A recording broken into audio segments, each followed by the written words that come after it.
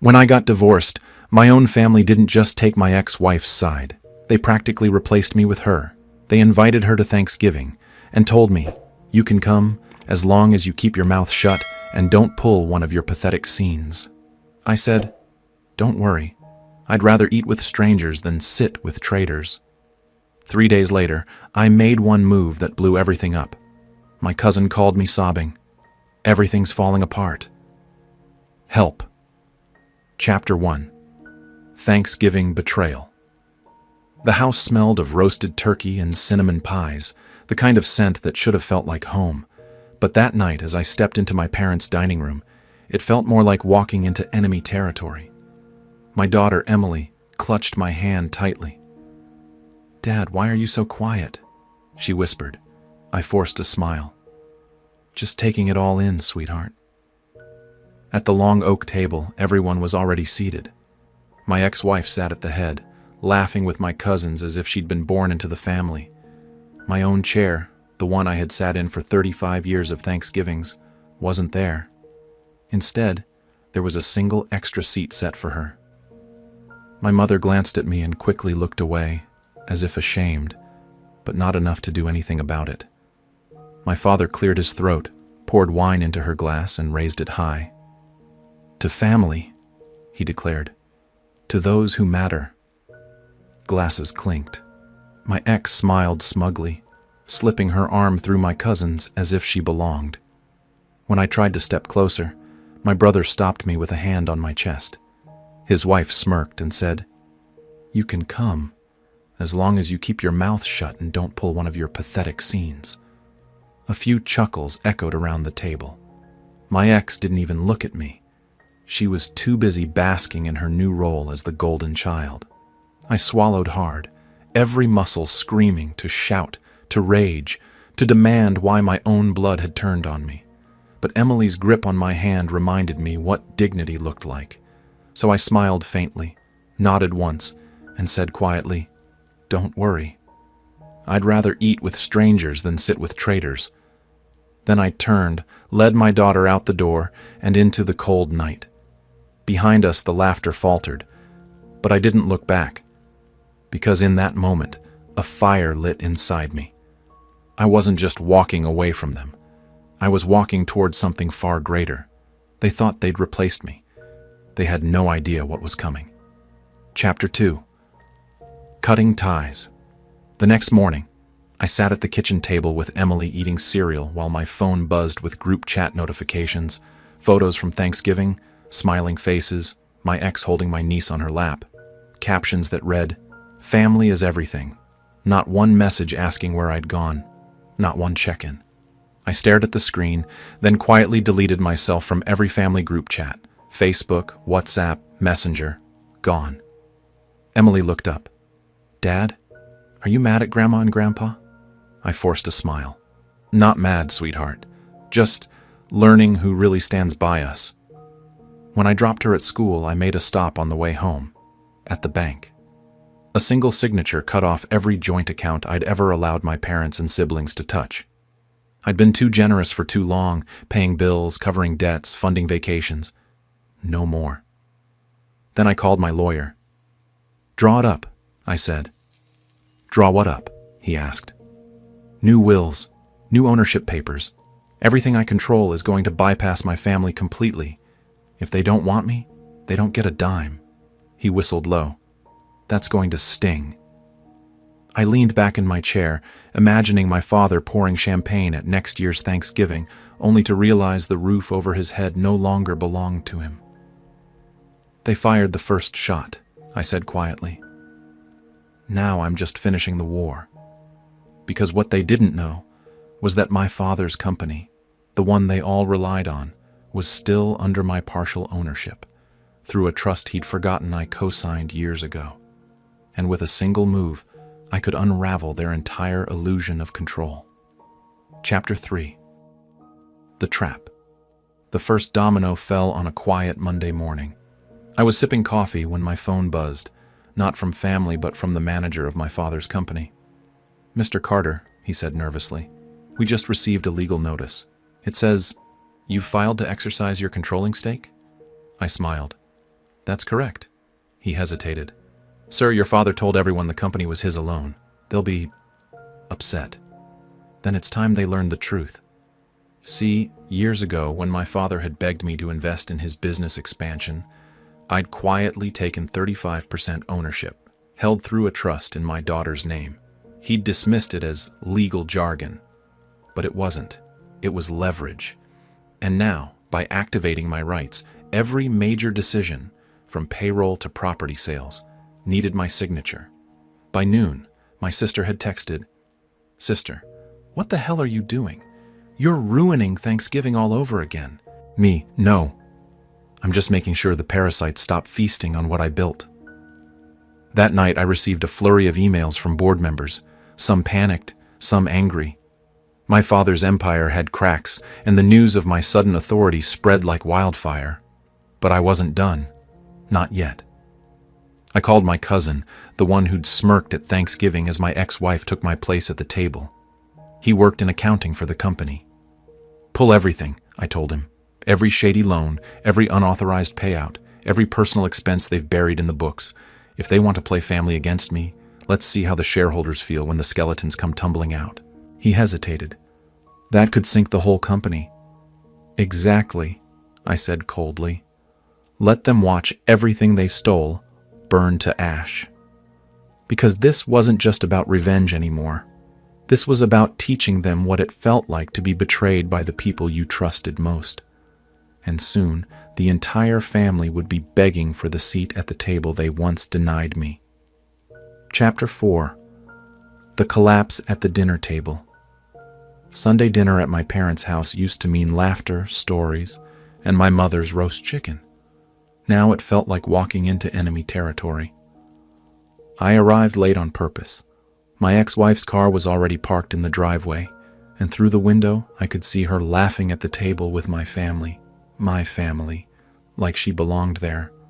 When I stepped inside, the room fell quiet for a beat before my father barked, "If you're here to cause drama, leave." I smiled calmly and sat down. "Relax, I won't be long." My sister crossed her arms. "Good, because this is a family dinner. Real family." I almost laughed. "Funny you say that, because in about 30 seconds you're going to wish you had never uttered those words." Before they could respond, my phone buzzed with a scheduled notification.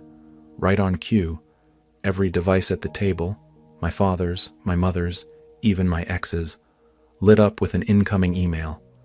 They looked down, confused, then pale. It was the audit report, the one my cousin had compiled with every shady loan, every embezzled dime, every falsified expense tied to their names, forwarded not just to them, but also to the company's shareholders, the IRS, and the local paper's business desk. My father slammed the table. "What the hell did you do?" I leaned back. "Me? Nothing. I just shared the truth. Transparency, you know? Isn't that what real family is supposed to value?" My mother's hand shook as she scrolled. This will ruin us." "That's the point," I said coldly. My ex-wife opened her phone expecting to gloat, but her smile faded instantly, because tucked in the same email chain was her little secret. The luxury condo lease she'd been billing to the company under consulting expenses. Her golden image as the perfect ex-daughter-in-law shattered in front of everyone. The silence was heavy, broken only by the sound of Ethan, my nephew, whispering, "Mom? What does this mean?" I stood, sliding my chair back slowly. "It means Thanksgiving won't be at this house anymore. It means the days of mocking me while you feast on what isn't yours are over." And as I walked out, the chaos behind me erupted. Shouts, crying, phones ringing off the hook. For the first time in years, I didn't feel like the outcast. I felt like the executioner. Chapter 5. The Fallout. By Monday morning, the story had exploded. The Business Journal ran the headline, "Family-owned company implodes amid fraud, nepotism and scandal." The details from the audit spread like wildfire. Investors pulled out overnight, vendors froze contracts, and regulators opened investigations. The once proud company that my father built was collapsing under the weight of its own lies. Lies they'd mocked me for refusing to be part of. Calls poured into their phones, not from friends offering support, but from lawyers, creditors, and reporters digging for more. My cousin texted me at dawn. "It's chaos here. Uncles screaming at everyone. Aunts crying nonstop. Your ex is being thrown under the bus by Mom. They're blaming her for everything. This is insane."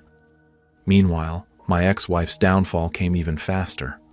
Her condo lease scandal hit social media. Pictures of her secret luxury life were plastered everywhere, alongside screenshots of her lectures about being a loyal family woman. The hypocrisy stank. Even her own allies, the same ones who had once sneered at me during holidays, publicly distanced themselves. The perfect daughter-in-law mask had cracked beyond repair. But the most satisfying blow came that evening when I got a frantic call from my brother. "You ruined us," he spat. "The company's being seized. Dad says it's all your fault." I let him rant, then said evenly, "No, you ruined yourselves. I just stopped covering for you." And then I hung up. That night, as I sat on my porch with a cup of coffee, my phone buzzed again. This time, a message from my mother. Not insults, not demands. Just 3 words. "We need you." I didn't reply, because for the first time in years, I finally felt free. Chapter 6. The Final Lesson. 3 weeks later, the dust had settled. The company was gone, the properties repossessed, and the family name, once flaunted at every country club dinner, now whispered like a curse. My ex-wife had vanished from social media. My brother was facing lawsuits. My parents avoided the neighbors by sneaking out at night. But me? I was finally free of them. One evening, my daughter came over with takeout. She had been the only one who never judged me, the only one who saw through their poison. We sat on the porch, sharing dumplings, when she said quietly, "Dad, I'm glad you walked away when you did. They always made you look weak, but you were the only strong one."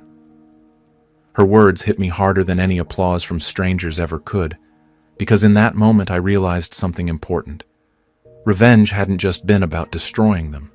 It was about reclaiming myself, about refusing to sit at a table where I wasn't respected, about teaching my daughter, and myself, that silence isn't weakness. It's strategy. I had left their house empty-handed. Now they were the ones empty. And me? I had peace, dignity, and the satisfaction of knowing they'd never recover from the lesson I left behind. When you betray the one person who covered for you, don't be surprised when he stops and lets the world see who you really are. I raised my glass of tea to the night sky and whispered, "To freedom." For the first time in years, it felt like a real toast. Epilogue. The long game. A year later, I was sitting in a quiet cafe, reviewing a new project proposal. Business was going well. Better than ever, actually. Without the constant weight of family politics and betrayal, I had space to grow, think, and build. That's when my cousin, the same one who once called me sobbing when everything collapsed, walked in. He looked nervous, carrying a coffee he hadn't touched. He slid into the seat across from me and whispered, They still talk about you, you know. They say you ruined them. They say you destroyed the family." I smiled faintly. "Funny. I say they destroyed themselves. I just stepped out of the way." He looked at me, eyes wide, then nodded slowly. "You know, I think you're right. They needed someone to blame because facing the truth was too hard." I leaned back in my chair, my voice calm. Blame is easy. Responsibility is harder.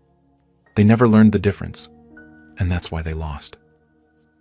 As he left, I sat with that thought. Because deep down, I knew my true revenge wasn't just that they lost money, houses, and status.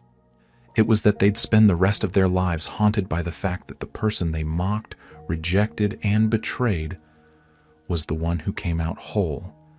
And me? I wasn't just whole. I was free. Was this revenge perfectly justified? Tell us what you have think about this story in the comments below.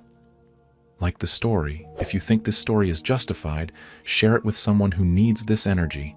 In my 30s, and I'm just kind of, this is who I am type thing. This was an evolution for you. So walk everybody through kind of your personal story and how you got where you are today. Okay. I guess I'll start in my childhood, but just briefly there. Okay. So, I'm born and raised in Houston, second generation native Houstonian. My grandparents came over from Italy. There was an arranged marriage, and my mother grew